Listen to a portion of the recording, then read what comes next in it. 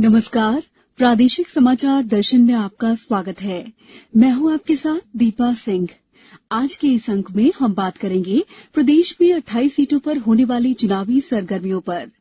Corona महामारी के इस दौर में ये उपचुनाव काफी अहम है। निर्वाचन आयोग के लिहाज से ये चुनाव कितना चुनौतीपूर्ण है, इस बारे में हमारे संवाददाता संजीव शर्मा ने पूर्व चुनाव आयुक्त ओपी रावत से बात की। सर, जैसे कि सबसे एक सर्वमान्य प्रश्न आमतौर पर पूछा जाता है कि निष्पक्ष और निर्भीक चुनाव को लेकर चुनाव आयोग की क्या भूमिका है और आपका जो दीर्घकालीन अनुभव उसको देखते हुए आप इसे कैसे देखते हैं? चुनाव आयोग ने सतत रूप से निष्पक्ष और निर्भीक चुनाव कराए हैं और पूरे विश्व में एक अपनी छवि स्थापित की है। लोग उसे गोल्ड स्टैंडर्ड फॉर इलेक्शंस कहते हैं। जब पार्टीशन के बाद लोग इधर से उधर जा रहे थे, पाकिस्तान से हिंदू इधर आ रहे थे, मुस्लिम उधर जा रहे थे, लोगों के पते नहीं थे, लोग बिना किसी एड्रेस के रह रहे थे। उस समय पहली वोटर लिस्ट बनाने का काम चुनाव आयोग ने किया और पहला चुनाव बिल्कुल समय पर संपादित कराया बिना किसी कठिनाई के, जबकि उस समय बैलेट बॉक्स बनाने की कंपनियां तक नहीं थी।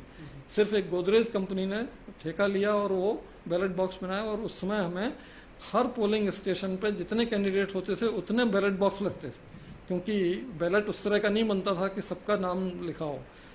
इलिटरेसी इतनी ज़्यादा थी कि भाई पर्ची आप ले लो, जिसके बॉक्स में डालोगे बस उसका वोट मान लिया जाएगा। इस तरह से चुनाव कराने से लेके आज ईवीएम और वीवीपैट तक हम पहुंच चुके हैं और इतनी निष्पक्षता साबित की हुई है चुनाव आयोग ने कि पूरे विश्व में इसका नाम है। सर, अभी कोविड-19 के चलते हम लोग एक अभूतपूर्व बंद का सामना कर रहे हैं, चीजें धीरे धीरे खुल रही है। ऐसे में चुनाव आयोग के सामने उपचुनाव कराना या बिहार विधानसभा के चुनाव कराना कितनी बड़ी चुनौती है? ये वाकई बहुत बड़ी चुनौती है, लेकिन चुनाव आयोग ने सारे राजनीतिक दलों से समन्वय कर उनकी राय लेकर एक बहुत अच्छी दिशा निर्देश का जारी की है, जिससे कोविड-19 में इलेक्शन कराने में सुविधा हो और किसी भी तरह का संक्रमण फैलने की गुंजाइश ना रहे। ये विस्तृत दिशा निर्देशिका सब जगह पहुंच चुकी है और उसी के अनुसार अपने मध्य प्रदेश में 28 विधानसभा क्षेत्रों के चुनाव और बिहार विधानसभा के सामान्य निर्वाचन अभी संपन्न होने जा रहे हैं। सर, ऐसे दौर में जबकि लोग घर से बाहर निकलने में डर रहे हैं, सावधानी बरत रहे हैं, तो ऐसे में मतदाताओं को मतदान केंद्र तक लाना में आयोग की कैसी भूमिका रहेगी? ये बहुत ही महत्वपूर्ण सवाल है, क्योंकि कोविड-19 की वजह से इतना पैनिक और इतनी दहशत लोगों में बैठी हुई है कि लोग निकलने से भी डरते हैं।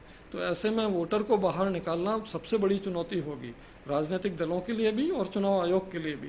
चुनाव आयोग इसके लिए एक विशेष कार्यक्रम चला रहा है, systematic voter education and electoral participation SVEEP.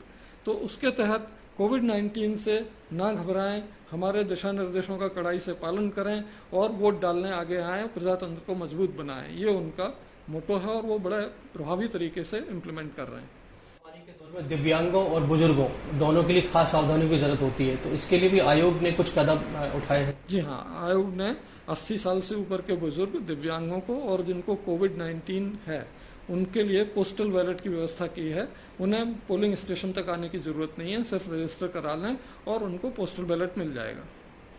आमतौर पर सर, मतदान का दारोमदार युवाओं पर और महिलाओं पर भी टिका होता है, तो अभी इस कोविड के दौर में महिलाओं और युवाओं का परसेंटेज बढ़ाने के लिए किस तरह के प्रयास किए जा रहे हैं? जो स्वीप कार्यक्रम का मैंने नाम लिया, उसको शुरू किया गया था 2010-11 में।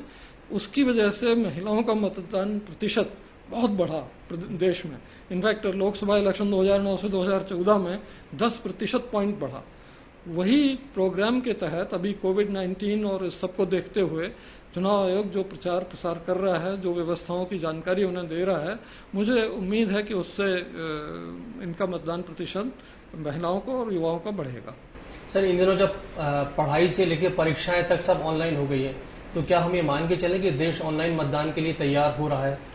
अभी one way electronic journey ballot की हो गई है और उसको ई पोस्टल बैलेट कहते हैं, जो सर्विस वोटर को उपलब्ध कराया जा चुका है।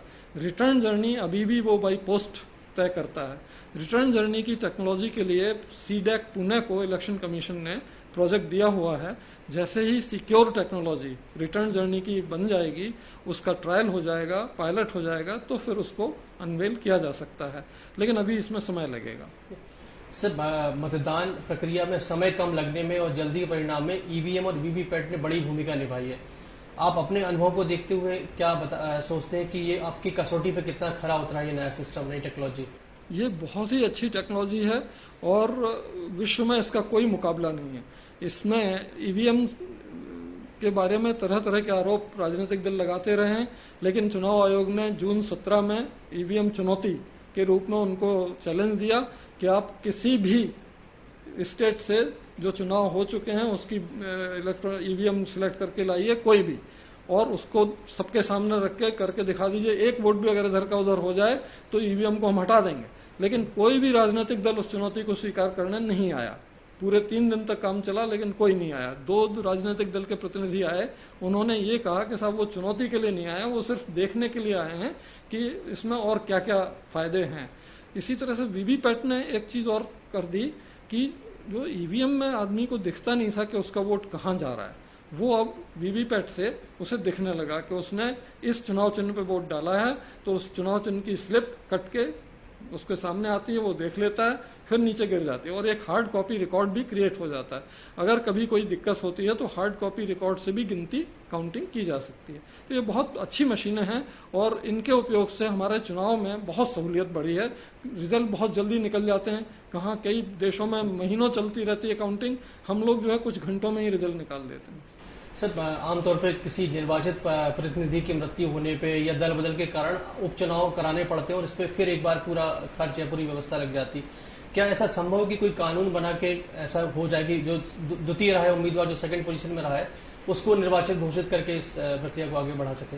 ये सवाल भारत सरकार और संसद के सदस्यों से किया जाना चाहिए, क्योंकि इलेक्शन कमीशन ने वर्षों पहले यह सुझाव दिया हुआ है कि अगर कोई व्यक्ति एक से अधिक सीट पर खड़ा होता है और वो बाद में उसे रिजाइन करता है और उससे उपचुनाव की स्थिति पैदा होती है, तो उसमें जो हारा हुआ कैंडिडेट है, सेकंड रनर अप, उसको जीता हुआ डिक्लेयर कर दिया जाए। अगर उसे नहीं करते आप तो इस व्यक्ति से अगला जो उपचुनाव कराने का खर्चा है वो वसूल किया जाए।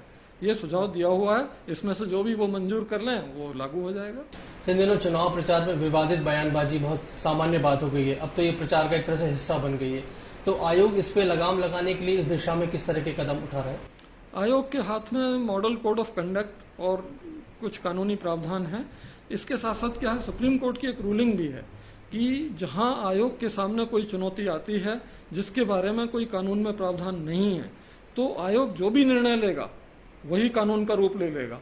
और इस प्लेनरी पावर के तहत इलेक्शन कमीशन सर्वशक्तिमान जैसी स्थिति में है कि जो भी करना चाहे उस स्थिति से निपटने के लिए वो मान्य होगा। और हम लोगों ने ऐसा किया भी। एक कंस्टिट्यूंसी में बहुत ज्यादा पैसा बांटने का काम हुआ, उसके लिए इलेक्शन कमीशन ने वो चुनाव रद्द कर दिया, क्योंकि कानून था नहीं, चुनाव रद्द कर दिया, तो सुप्रीम कोर्ट तक ने उसको अपहोल्ड किया। और सर, फाइनली जल्दी से अनिवार्य मतदान को लेकर आपकी क्या राय है? अभी हम अनिवार्य मतदान के लिए तैयार नहीं हैं, क्योंकि उसमें फिर सजा का प्रावधान करना होगा कि आप वोट डालने नहीं गए, आपने अनुमति भी नहीं ली। जबकि हमारे यहाँ बेचारे लेबर, माइग्रेंट लेबर, तरह तरह की समस्याएं हैं, इसलिए अभी अनिवार्य मतदान नहीं करना है। बाकी उसके जो फायदे हैं उस तक हम बिना अनिवार्य मतदान के पहुंच गए हैं। जैसे ऑस्ट्रेलिया में अनिवार्य मतदान है, वहां जनरली 85 to 88, 90% तक वोटिंग होती है। हमारे यहाँ कई राज्यों में, वेस्ट बंगाल में 90% वोटिंग होती है, और हमारे पूरे देश में भी 66-67% तक वोटिंग होने लगी है। तो उसके फायदे तो हम पहुंच गए हैं। ठीक है, थैंक यू सर। पूर्व चुनाव आयुक्त ओपी रावत से चर्चा के बाद जिन सीटों पर उपचुनाव होने हैं, जानते हैं हमारे संवाददाताओं से वहां के हाल। शुरुआत ग्वालियर से। ग्वालियर जिले के 6 विधानसभा क्षेत्रों में से 3 विधानसभा क्षेत्रों में उपचुनाव होना है। ग्वालियर, ग्वालियर पूर्व और अनुसूचित जाति के लिए आरक्षित डबरा। चुनाव में किसका मुकाबला किससे होना है, ये लगभग तय हो गया है। राजनीतिक समीकरण बदल गए हैं। जानते हैं हमारे संवाददाता नवीन श्रीवास्तव से। राजनीतिक समीकरण बदल गए हैं। डबरा व ग्वालियर पूर्व विधानसभा क्षेत्र में चेहरे पुराने हैं, बस इस चुनाव में उनके दल बदले हुए हैं। दल बदलने के कारण दोनों ही दलों के उम्मीदवार भीतरघात की आशंका से डरे हुए हैं। वैसे ग्वालियर जिले की सीटों के परिणाम बसपा भी प्रभावित करती है। 2018 के विधानसभा चुनाव में जिले की डबरा सीट पर बसपा दूसरे नंबर पर रही थी। वहीं ग्वालियर और ग्वालियर पूर्व में उसकी मौजूदगी नतीजों को प्रभावित करने वाली साबित हुई। प्रादेशिक समाचार दर्शन के लिए ग्वालियर से नवीन श्रीवास्तव। वहीं शिवपुरी जिले में पोहरी और करैरा में विधानसभा उपचुनाव को लेकर प्रचार जोर पकड़ रहा है। यहां पर भाजपा और कांग्रेस तथा बसपा नेता अपने अपने प्रत्याशी की जीत को लेकर चुनाव प्रचार में उतर गए हैं। भाजपा की ओर से अभी तक प्रचार में मुख्यमंत्री शिवराज सिंह चौहान, ज्योतिरादित्य सिंधिया, प्रभात झा, लाल सिंह आर्य आ चुके हैं। वहीं कांग्रेस से अशोक सिंह, राजकुमार पटेल सहित कई नेता प्रचार कर चुके हैं। यहाँ किस तरह के समीकरण बन रहे हैं, बता रहे हैं हमारे संवाददाता रंजीत गुप्ता। शिवपुरी जिले में पौरी व करैरा में विधानसभा उपचुनाव को लेकर प्रचार जोर पकड़ चुका है। यहाँ पर भाजपा, कांग्रेस और बहुजन समाज पार्टी नेता अपने अपने प्रत्याशी की जीत को लेकर प्रचार में उतर गए हैं। भाजपा की ओर से अभी तक प्रचार में मुख्यमंत्री शिवराज सिंह चौहान, ज्योतिरादित्य सिंधिया, प्रभात झा, लाल सिंह आर्य आ चुके हैं। वहीं कांग्रेस से अशोक सिंह, राजकुमार पटेल सहित कई नेता प्रचार कर चुके हैं। जिले की 2 विधानसभा सीटों के लिए हो रहे इस उपचुनाव के लिए जिला प्रशासन भी आवश्यक तैयारी में जुटा है। मतदान दलों के प्रथम चरण का प्रशिक्षण का काम पूरा हो चुका है। उपचुनाव के दौरान आदर्श आचार संहिता का पालन सुनिश्चित करने के लिए उड़नदस्ता दल, स्थैतिक निगरानी टीमें, सहायक व प्रेक्षक, वीडियो निगरानी टीम और व्यय निगरानी दल बनाए गए हैं। शिवपुरी से प्रादेशिक समाचार दर्शन के लिए रंजीत गुप्ता। अब बात मुरैना की। प्रदेश के 28 सीटों पर होने वाले उपचुनाव में मुरैना जिले की 6 में से 5 विधानसभा सीट शामिल हैं। इन 5 विधानसभा सीटों पर कांग्रेस, भाजपा और बसपा ने जहां अपने उम्मीदवारों की घोषणा कर दी है, वहीं अन्य राजनीतिक दल भी प्रत्याशियों का चयन कर रहे हैं। इन 5 सीटों पर 11,75,512 मतदाता अपने मताधिकार का उपयोग 1,716 मतदान केंद्रों पर कर अपने जनप्रतिनिधि का चयन करेंगे। अधिक जानकारी दे रहे हैं हमारे मुरैना संवाददाता उपेंद्र गौतम। मध्य प्रदेश के 28 सीटों पर होने वाले उपचुनाव में मुरैना जिले की 6 में से 5 विधानसभा सीट शामिल हैं। इन 5 विधानसभा सीटों पर कांग्रेस, भाजपा व बसपा ने जहां अपने उम्मीदवारों की घोषणा कर दी है, वहीं अन्य राजनीतिक दल भी प्रत्याशियों का चयन कर रहे हैं। इन 5 सीटों पर 11,75,512 मतदाता अपने मताधिकार का उपयोग 1,716 मतदान केंद्रों पर कर अपने जनप्रतिनिधि का चयन करेंगे। नामांकन जमा होने के पहले दिन मुरैना विधानसभा क्षेत्र से बसपा प्रत्याशी रामप्रकाश राजौरिया ने अपना नामांकन दाखिल कर दिया है। वहीं सभी सीटों के 18 संभावित प्रत्याशियों ने नामांकन क्रय कर लिए हैं। इन 5 विधानसभा सीटों को जीतने के लिए भाजपा कार्यकर्ताओं को प्रेरित करने का काम कर रही है। प्रत्येक विधानसभा सीट पर मंडल कार्यकर्ता सम्मेलन आयोजित किए जा रहे हैं। प्रादेशिक समाचार दर्शन के लिए मुरैना से मैं उपेंद्र गौतम। मुरैना के बाद अब बात करते हैं आगर मालवा की। हमारे संवाददाता महेश शर्मा बता रहे हैं कि यहाँ किस तरह के समीकरण बन रहे हैं। आगर मालवा जिले की आगर विधानसभा के लिए हो रहे उपचुनाव में यहां मुख्य मुकाबला भारतीय जनता पार्टी और कांग्रेस के बीच होना है। कांग्रेस ने इस सीट से विपिन वानखेड़े को अपना उम्मीदवार बनाया है। वहीं भारतीय जनता पार्टी ने इस क्षेत्र के दिवंगत विधायक स्वर्गीय मनोहर ऊंटवाल के सुपुत्र मनोज ऊंटवाल पर भरोसा जताया है। कोरोना काल के चलते देखा जाए तो अन्य चुनावों की तरफ इस बार अभी तक प्रचार प्रसार में किसी भी प्रकार की तेजी नहीं दिख रही है। सिर्फ राजनीतिक दलों के वरिष्ठ नेतागण अपने कार्यकर्ताओं की बैठकें लेकर चुनाव कार्य में जुट जाने का आह्वान करते दिख रहे हैं। वहीं कांग्रेस और भाजपा के उम्मीदवार लोगों से जनसंपर्क कर अपने पक्ष में मतदान करने की अपील कर रहे हैं। प्रादेशिक समाचार दर्शन के लिए आगर मालवा से मैं महेश शर्मा। आज के इस अंक में फिलहाल इतना ही। अगले सप्ताह फिर होगी आपसे मुलाकात इसी दिन इसी समय। तब तक के लिए नमस्कार।